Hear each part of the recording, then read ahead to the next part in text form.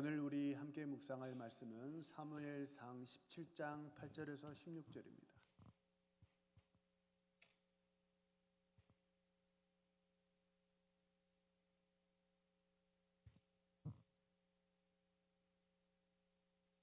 사무엘상 17장 8절에서 16절의 말씀 우리 찾으셨으면 함께 읽겠습니다. 8절입니다. 그가 서서 이스라엘 군대를 향하여 외쳐 이르되 너희가 어찌하여 나와서 전열을 벌였느냐. 나는 블레셋 사람이 아니며 너희는 사울의 신복이 아니냐. 너희는 한 사람을 택하여 내게로 내려보내라. 그가 나와 싸워서 나를 죽이면 우리가 너희의 종이 되겠고 만일 내가 이겨 그를 죽이면 너희가 우리의 종이 되어 우리를 섬길 것이니라. 그 블레셋 사람이 또 이르되 내가 오늘 이스라엘 군대를 모욕하였으니 사람을 보내어 나와 더불어 싸우라 하는지라. 사울과 온 이스라엘이 블레셋 사람의 이 말을 듣고 놀라 크게 두려워하니라.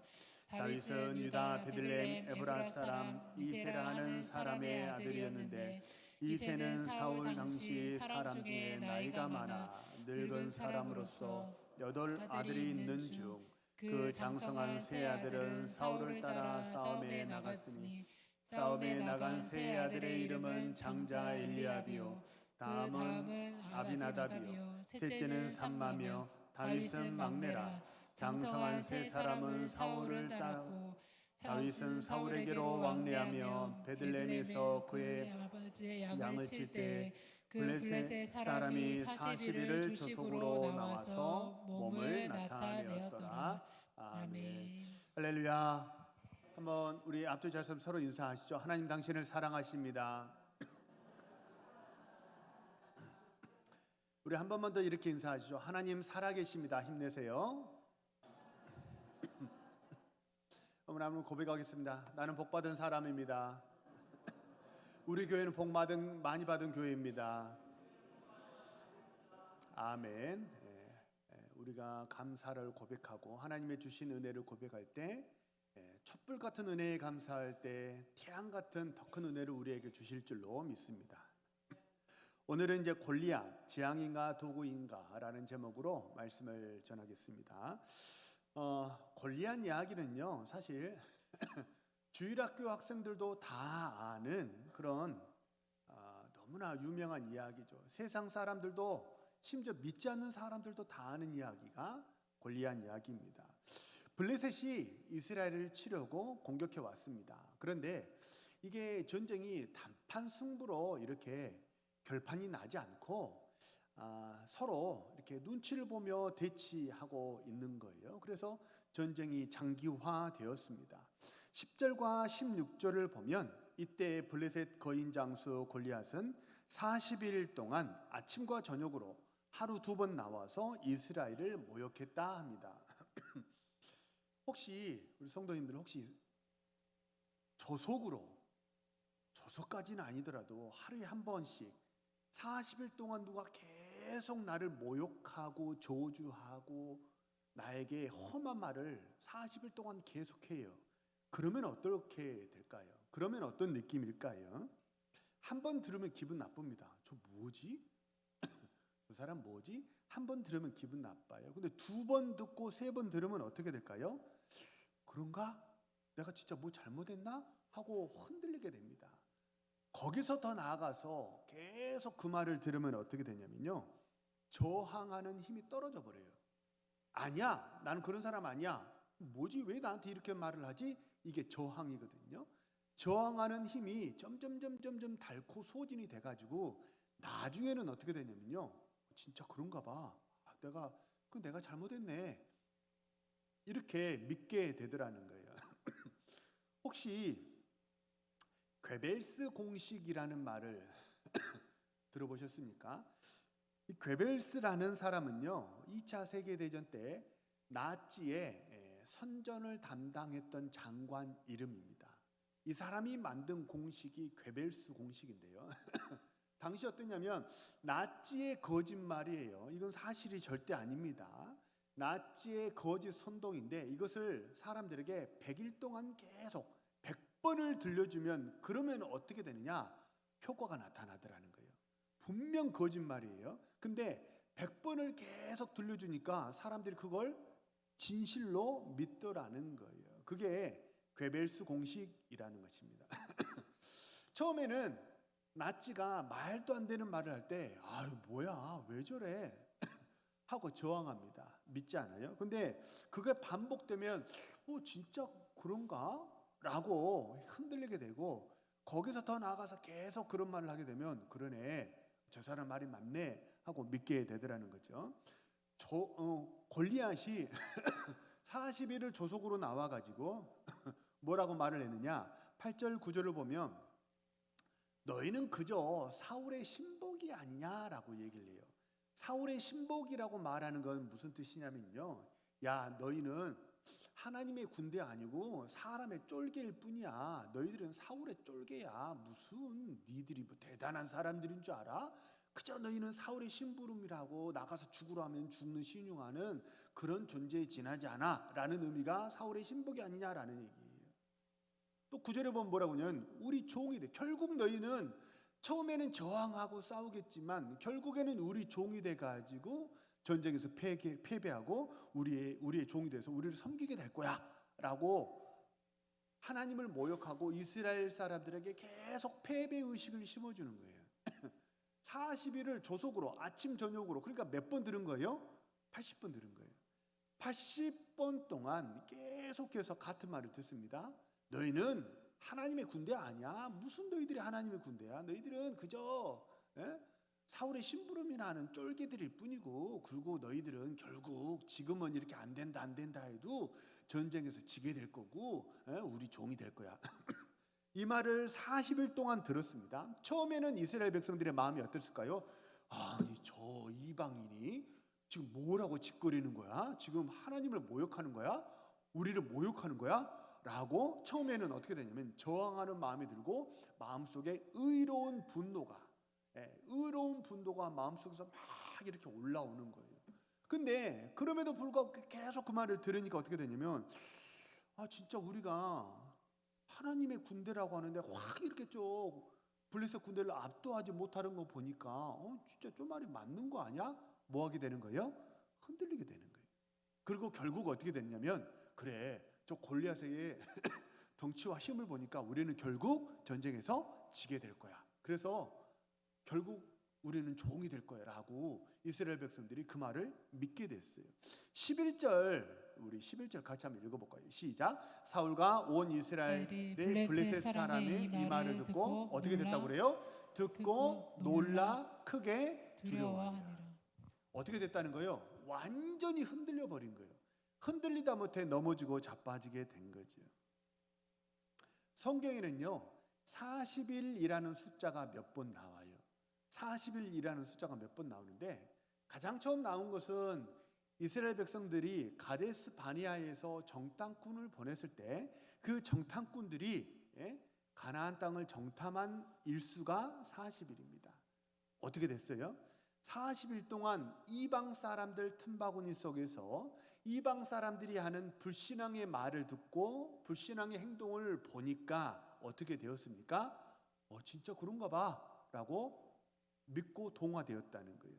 그래서 40일은 어떤 의미가 있냐면 습관이 되고 익숙해지고 습관이 되고 체질이 되는 시간, 그게 40일이라는 시간이에요. 왜 요즘 보면 3주의 기적이라는 말을 세상에서 왕왕하거든요. 그래서 같은 메시지를 3주간 계속 들으면 그러면 인격의 습관의 변화가 일어난대요. 그래서 21일의 기적, 3주의 기적. 그래가지고 심지어 이제 어떤 교회에서는 특별 새벽 기도도 3주 동안 하는 교회가 있어요. 같은 주제로 계속 3주 동안 말씀을 들으면 그러면 어떻게 되면 성도들이 무장이 된다는 거죠. 그게 3주의 기적이라고 말해요. 근데 그게 인식의 변화를 넘어서서 완전히 습관이 되고 체질이 돼버리는 시간, 그게 뭐냐면 40일이에요. 이스라엘 백성들이 가나안 땅에서 가나안의 7 부족들이 하는 말을 들었습니다. 그들이 하는 불신앙의 말을 듣고 그들이 섬기는 우상들을 보고 그들과 함께 먹고 살면서 그들 속에서 40일 동안 살았으니까 어떻게 되냐면 믿음이 약했던 10명은 완전히 동화되어 버렸어요. 그래서 가나안 땅에 들어갈 때는 하나님이 우리와 함께 하신다라고 가나안 땅에 들어갔는데, 가나안 땅에서 40일 동안 살고 나더니 어떻게 돼요? 아이, 안 되겠어, 우리는 도저히 안 되겠어 라고 자포자기 해버리더라는 거예요. 반대의 경우도 있습니다. 신약 성경에 보면 신약 성경 누가복음 4장 1절을 보면 뭐라고 하냐면, 예수님이 광야에서 40일간 성령과 함께 하셨다 그래요. 예수님이 성령과 함께 늘 동행하시지만 그래도 집중적으로 동행하셨던 그런 사역을 감당하시기 전에 아마 마지막으로 이렇게 무장하고 마지막으로 성령과 함께 충만한 시간을 가졌던 그런 시간이 광야의 40일입니다. 시간은 똑같습니다. 똑같은 40일인데 어떻게 했느냐?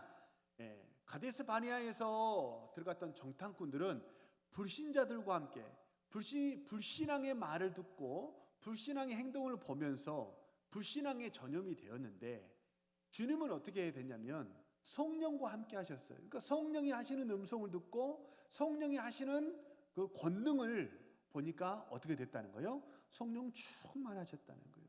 그래서 어떻게 됐냐면 가데스 바네아의 정탐꾼들은 모세와 이스라엘을 대적하는 사람이 되었지만, 반대로 주님은 하나님의 사명을 온전히 감당하는 그런 능력 있는 사람, 영적 전쟁에 승리하는 그런 사람이 되었다는 거죠.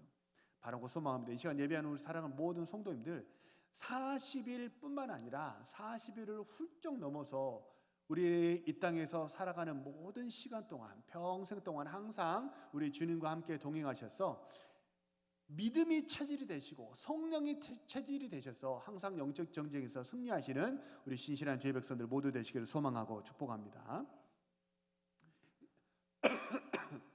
이스라엘 백성들이 골리앗이 말하는, 조속으로 말하는 이 40일의 불신앙의 말을 듣고 전염이 된 거예요. 그래서 크게 두려워하고 무서워가지고 엄두를 못 내고 패배의식에 사로잡히게 되었습니다. 그때 이 문제를 해결하기 위해서 하나님이 보내신 사람이 하나 있었는데 그게 누구냐면 다윗입니다.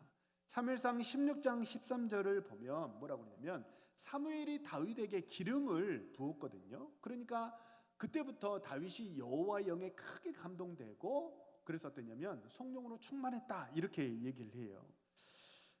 성령 충만하면 뭐가 바뀌느냐? 눈이 바뀌게 됩니다.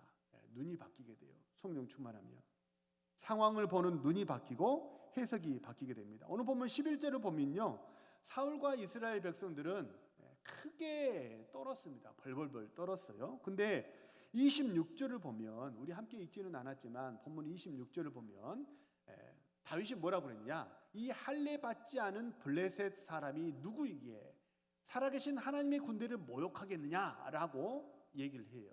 이게 말이 전혀 달라요. 11절에서 이스라엘 백성들은 이 골리앗이 너무 커 보였고 블레셋의 군대가 너무 커 보였어요.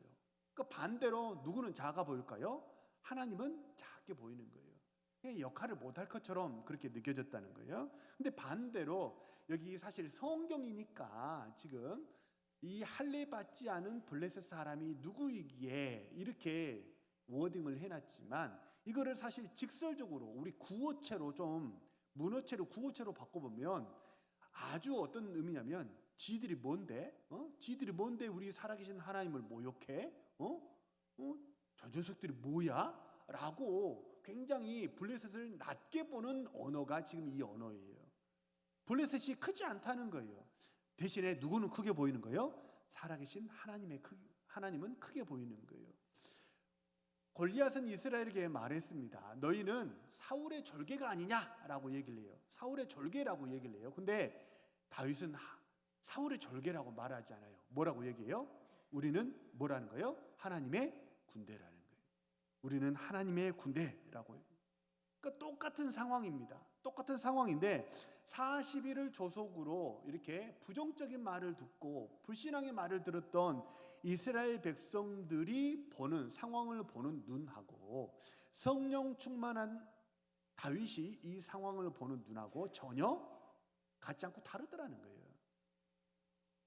우리도 마찬가지입니다. 우리는 예수님을 구주로, 메시아로, 그리스도로 믿는 줄로 믿습니다. 아멘입니까? 우리는 예수를 그리스도로 믿는 하나님의 백성들인 줄로 믿습니다. 아멘. 예.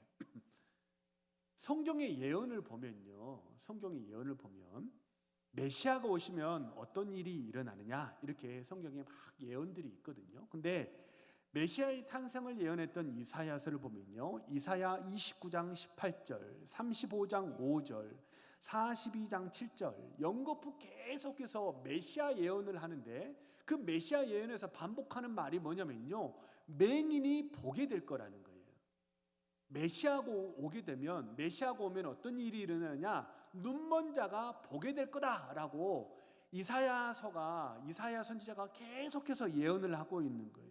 그래서 실제로 어떤 일이 일어나냐면, 예수님이 오셔서 사역하실 때 마태복음 9장 27절에서는 2명의 맹인이 따라오면서 소리 지르니까 주님이 맹인을 고쳐주셨고요, 요한복음 9장 1절을 보면 나면서부터 맹인 된 사람을 고쳐주셨어요. 그리고 선포하셨어요. 이 선지자의 글이 너희 귀에 들린 대로 오늘 응하였느니라, 이루어졌느니라 라고 주님이 선포하셨어요. 예수 믿게 되면 우리도 육의 눈은 감아주고 영의 눈이 뜨게 될 줄로 믿으시기를 바랍니다. 그런 의미에서 예배는 뭐 하는 시간이에요? 그런 의미에서 예배 시간은 뭐 하는 시간이에요? 영의 눈을 뜨는 시간인 줄로 믿으시기를 바랍니다. 육신의 눈은 감는 시간이에요. 육신의 눈은 감고, 불신앙의 눈은 감고, 영의 눈을 뜨고, 나를 도우시는 하나님의 불말과 불병거를 보고, 나를 도우시는 하나님의 손길을 보고, 내 앞서서 걸어가시는 하나님의 발자국을 보는 시간, 영의 눈으로 그 모든 것을 보는 시간이 우리가 예배하는 시간인 줄로 믿으시기를 바랍니다. 그래서 우리는 사탄은 어떻게 하냐면요, 잘 들으세요. 사탄이 우리 믿는 성도들을 무너뜨릴 때 제일 먼저 무너뜨리는 게 뭐냐면 정체성입니다. 정체성. 너희는 하나님 자녀 아니라는 거예요. 너희는 하나님의 군대 아니라는 거예요. 너희는 그저 힘없는 사람일 뿐이야 라고 얘기를 해요. 골리앗의 말처럼 너희들은 그저 사울의 절개가 아니냐, 너희는 그저 이 세상에서 직장 다니면서 먹고 살기에 급급한 그런 사람들 아니냐 라고 사탄은 우리를 공격합니다. 가장 먼저 공격하는 게 뭐냐면 우리 정체성이에요. 정체성이 무너지잖아요. 그러면 그 다음은 마치 도미노가 무너지듯이 줄줄줄줄이 다 무너져 버려요. 정체성이 무너지면요, 싸워서 이길 수 있어요, 없어요? 왜 없어요? 내가 하나님의 군대가 돼야 하나님이 주시는 검을, 성령의 검을 들고 믿음의 방패를 들고 구원의 투구를 쓰고 싸워서 이길 텐데, 근데 나는 그저 힘없는 사람일 뿐이에요. 그러면 성령이 주시는 무기가 나에게 있어요, 없어요? 없어요. 그러니까 우리의 정체성을 건드려 놓으면요 그 다음부터는 뭐 손댈 필요가 없어요. 그냥 알아서 줄줄이 도미노처럼 다 무너지게 되더라는 거예요. 그래서 마귀가 계속해서 얘기를 해요. 우리 정체성을 흔들고 우리에게 거짓과 속임수로 우리에게 말을 해요. 우리 성도님들 혹시 이렇게 부정적인 생각이 막 귓전에서 맴돌고 머릿속에서 떠오르지 않으세요? 따라서 한번 해보세요. 망상.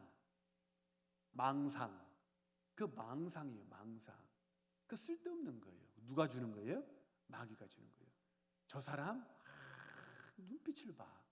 저 사람 하는 거를 봐. 네가 하는 거를 봐. 너는 엽전이야. 일제가 우리 조선의 민족성을 말살하고 우리가 뭘 못하도록 뭐 풍수지리를 우리는 믿는 건 아니니까. 하지만 우리나라 조선 팔도의 도초의 쇠말뚝을 다 받고 우리 조선 사람들에게 엽전이라고 불렀다고 그러잖아요. 뭐라는 뜻이에요? 엽전이 뭘 하겠어? 사탄이 우리를 계속 망상으로 우리를 공격하는 게 뭐냐면요, 넌 엽전인데 네 하는 걸 봐. 너 잘하냐? 잘한다면서 이렇게 했어? 너 하는 걸 봐. 조속으로 계속, 골리앗은 조속으로 나왔죠. 마귀는요 하루 종일 우리를 따라다니면서 우리에게 귓전에 맴 돌게 부정적인 말을 하는 거예요. 네 하는 게 그렇지 뭐. 네 인생이 그렇지 뭐. 지난번에도 그랬잖아. 마귀는 항상 우리를 넘어뜨리고 거짓과 속임수로 우리를 회방해요. 우리의 정체성을 흔들어요. 근데 하나님은 성령의 사람을 보내서 우리에게 뭐라고 말씀하세요? 우리는 사울의 졸개가 아니라 우리는 하나님의 군대인 줄로 믿으시기를 바랍니다. 세상 말 듣지 마세요. 마귀 음성 듣지 마시고 너는 내 아들이라고 말하고 나의 의로운 오른손으로 너를 붙들리라 말씀하시는 하나님의 음성을 들으시고 온전히 성령으로 충만하셔서 싸워 이기시는 우리 신실한 주의 백성들 모두 되시기를 소망하고 축복합니다. 그래서 나의 그 쓸데없는 자존심이 아니고 영적인 자존감이에요. 그 영적인 자존감의 공격을 받을 때는 꼭 생각하셔야 돼요. 이거 누구 공격이에요? 마귀 공격이에요. 마귀가 밀가부로도 타려고 나를 공격하는 거예요. 분별하셔야 돼요. 그 말은 받으면 돼요? 안 돼요? 안 돼요. 아이고 나도 뭐 살아서 뭐해, 빨리 죽어야지.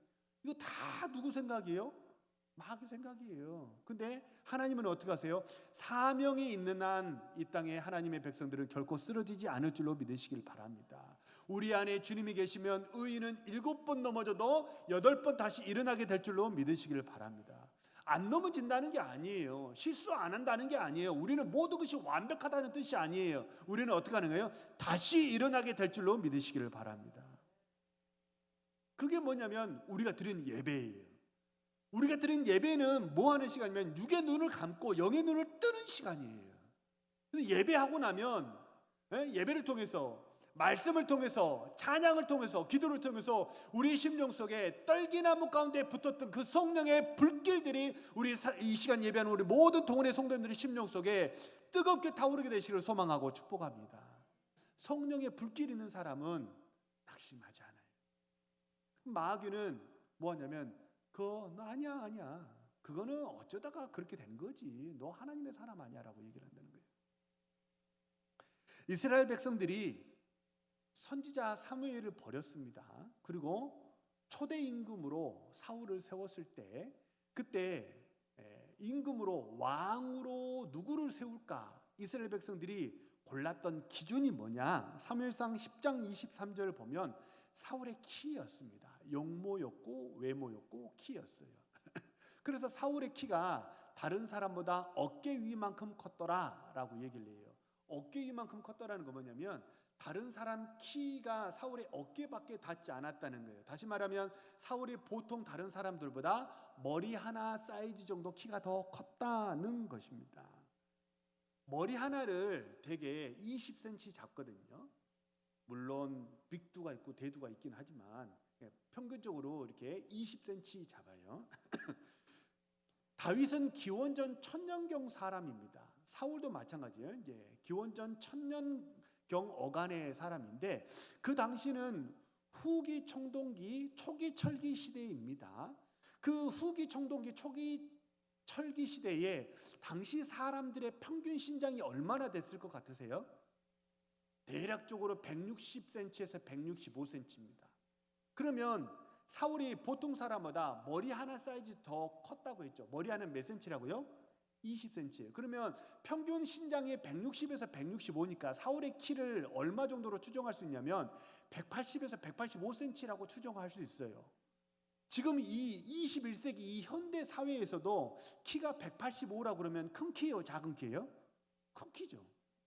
그러니까 160에서 165 이 사람들 사이에 185가 딱 서 있으면 사울은 어떠냐면요, 우뚝 솟은 봉우리예요. 그러니까 누가 봐도 얼굴도 잘생겼지 키도 크지. 그러니까 당시는 되게 효심도 좋았거든요. 그러니까 사울이 탁 이렇게 눈에 띄었던 거예요. 근데 오늘 본문에 보면 오늘 본문 4절에 보면 골리앗이 키가 얼마나 된다고 나오냐면 6규빗 한 뼘이라고 나와요. 한 규빗은 대략 45에서 50cm 잡아요. 그러면 50 계산하기 편하게 50cm 잡으면 5, 6에 30이면 3m입니다. 그리고 한 뼘이 되게 몇 cm예요? 네, 공교롭게도 20cm입니다. 이게. 그러니까 골리앗의 키가 몇 센치로 추정이 되냐면 3m 20으로 추정이 돼요. 그러니까 사울의 키는 180에서 185인데 골리앗은 3m 20이란 말이에요. 그러니까 이게 이스라엘 백성들은 선지자를 버리고 우리를 지도해 줄 왕으로 누구를 뽑았냐면 아주 키가 우뚝 솟은 봉우리처럼 이렇게 너무 훤칠하고 신장 조건이 좋은 사람이 우리를 잘 보호해 줄 수 있을 거라고 그런 사람을 선발했는데 대적자는요 우리가 뽑은 왕보다 자그마치 1m 30cm가 더 커요. 넘사벽이에요. 넘사벽. 이게 성경의 해악이에요. 성경이 내러티브는요 강화체로 되어 있는 것은 호불호를 직접 딱 이렇게 직접적인 이 문장으로 정의를 하지만 내러티브는 해학적인 표현, 문학적인 표현이 되게 많거든요. 보세요. 사울은 어깨 위에 더하더라 이렇게 얘기를 하잖아요. 근데 그 어깨 위에 더하는 그 머리 하나는 20cm거든요. 근데 사울의 강점입니다. 누가 봐도 사울의 강점은 머리 하나 사이즈가 더 크다는 거예요. 근데 그 머리 하나 사이즈는 골리앗의 무엇과 같아요? 한 뼘과 같아요. 똑같이 20cm. 그러니까 사울의 장점이 골리앗의 뭐에 쏙 들어가는 거예요? 골리앗의 손 안에 쏙 들어가는 거예요. 우리가 세상을 의지하는 게 그렇습니다. 내가 세상 의지하잖아요.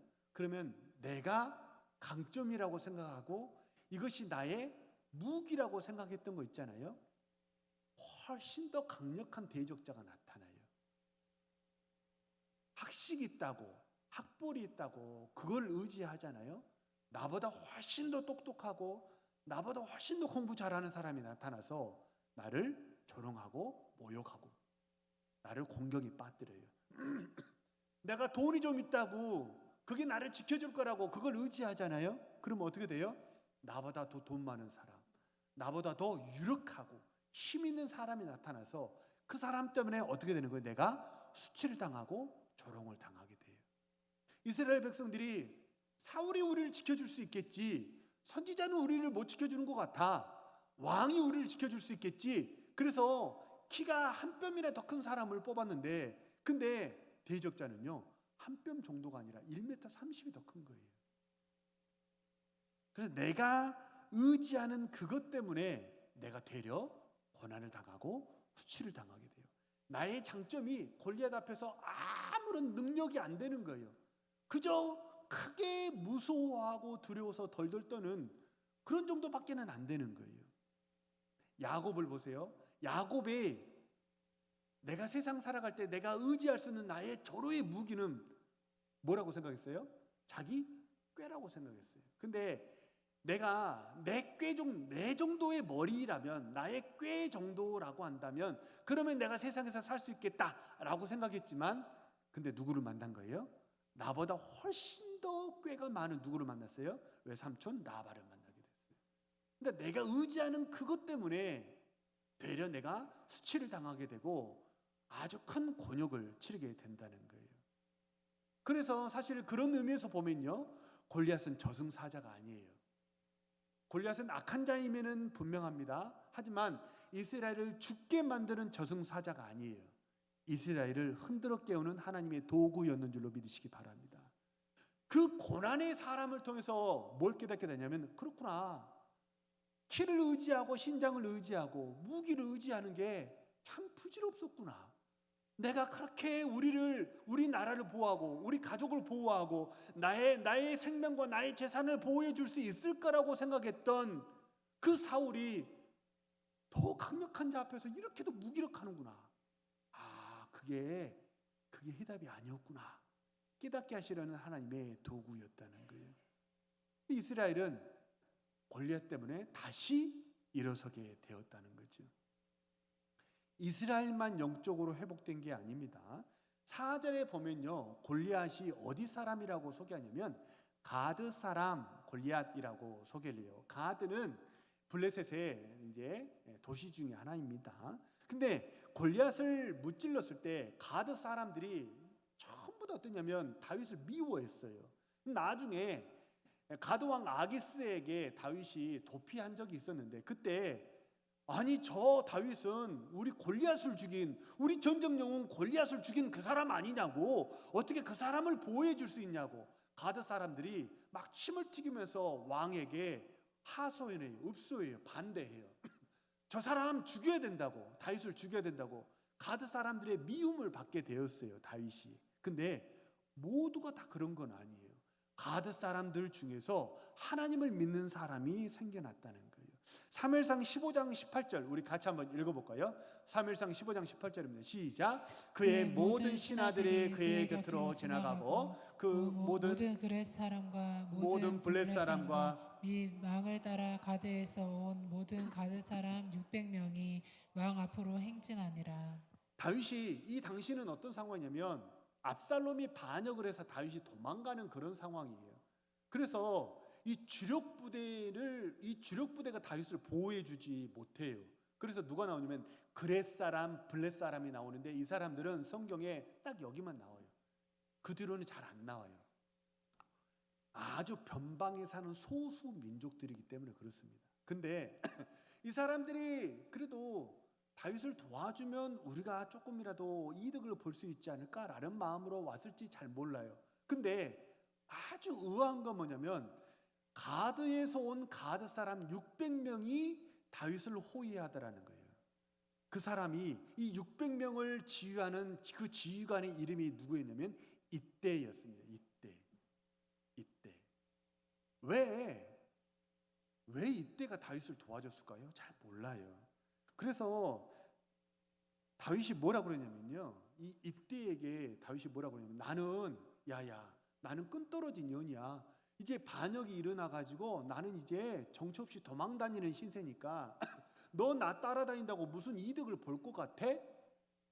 이렇게 얘기를 해요. 그러니까 나는 이제 끈떨어진 년이니까 나 따라다니지 말고 그냥 너희 집으로 돌아가. 공연히 나 따라다니면 개죽음 당할 수 있어.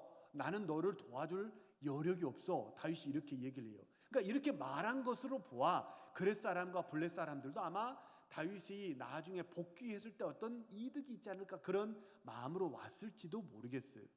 근데 가드 사람 이때가 왔는데 다윗이 돌아가라고 얘기해요. 난 너 도와줄 힘이 없어. 나는 끈떨어진 년이야. 그렇게 말하는데 근데 이때가 뭐라고 그러냐면요. 내가 하나님을 믿는 믿음으로 말하건대, 다시 말하면 우리식으로 말하면 나 맹세합니다라는 뜻이에요. 나 하나님 믿는 믿음으로. 그러니까 이 가드 사람 이때와 600명이 누구를 믿는 거예요? 하나님을 믿는 사람이 된 거예요. 하나님을 믿는 믿음으로 내가 말하는데 왕이 사는 곳에 나도 살고 왕이 죽는 곳에서 나도 죽겠습니다. 마치 누구의 고백과 같아요? 룻기에 나오는 그 룻의 고백과 같잖아요. 어머니 가시는 곳에 나도 가고, 이방 모압 여자였잖아요. 어머니의 하나님이 나의 하나님이 되고 어머니의 백성이 나의 백성이 되고 어머니 가시는 곳에 나도 가고 어머니 죽는 곳에 나도 가서 거기서 죽겠습니다. 이게 믿음의 고백이라는 거예요. 죽음을 두려워하지 않아요. 왜 이렇게 가드 사람 이때와 이 600명이 어떻게 예수를 믿게 됐는지, 어떻게 하나님 믿게 됐는지 몰라요. 연결점은 딱 하나밖에 없어요. 골리앗 사건밖에 없어요. 블레셋은 우상 섬기는 나라잖아요. 근데 이런 일이 일어났다는 거예요. 하나님의 역사는요, 그 골리앗 사건을 통해서 하나님의 백성들만 일으켜 세우는 게 아니에요. 나를 통해서 하나님은 열방을 살리려는 그런 원대한 계획이 있는 줄로 믿으시길 바랍니다. 그래서 우리는 뭐예요? 축복의 통로예요. 우리는 패배자가 아니고 하나님의 군대이고 우리는 축복의 통로인 줄로 믿으시길 바랍니다. 나를 통해서 누가 살아는가요? 믿는 사람들만 복받는 게 아니에요. 안 믿는 사람들도 복받고 하나님께로 돌아오게 될 줄로 믿으시길 바랍니다. 우리 삶에 골리앗이 간혹 나타납니다. 부정적인 감정이 너무 커요. 감정이 내가 감당할 수 없는 억장이 무너지는 그런 마음이 막 와가지고 감정의 골리앗이 나타나기도 하고요. 문제의 골리앗이 나타나기도 합니다. 그거 죽으라고 하나님이 주시는 게 아니에요. 그 골리앗을 통해서 다시 성령의 불이 붙게 되고 살아계신 하나님을 체험하고 만나게 되는 귀한 기회가 될 줄로 믿으시기를 바랍니다. 우리 사랑하는 모든 동원 성도님들, 이번 한 주간도 영의 눈을 뜨시기를 소망합니다. 나를 도우시는 하나님의 손길을 보시고 나를 도우시는 하나님의 불말과 불병거를 보시고 성령을 의지하심으로 나도 살고 우리 가족도 살고 그리고 교회도 살고 그리고 나를 만나는 모든 사람들이 살아나는 이 축복의 통로로 하나님의 군대로 귀하게 쓰임받으시는 우리 신실한 주의 백성들 모두 되시기를 소망하고 축복합니다. 우리 주신 말씀을 놓고 한번 합심해서 통성으로 기도합니다.